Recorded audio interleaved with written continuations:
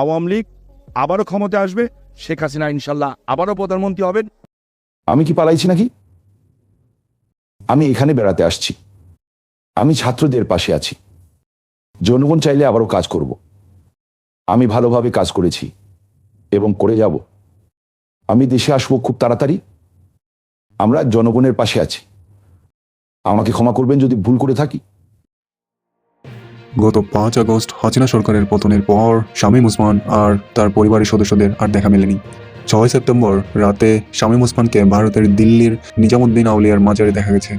ভারতের একটি বিশ্ববিদ্যালয়ে অধ্যয়নরত বাংলাদেশি শিক্ষার্থী আকাশ হক তাকে মাজারে দেখেছেন।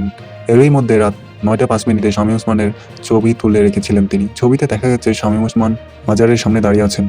কিন্তু অনেকেই প্রশ্ন করছেন যে কিভাবে পালালেন তিনি এবং এত সিকিউরিটির পরও কিভাবে পালাতে পেরেছেন তিনি, সেই প্রশ্ন। কিন্তু কেউ কেউ বলছেন যে তিনি বোরকা পরে রাতের আধারে ভারতে পালিয়ে গেছেন।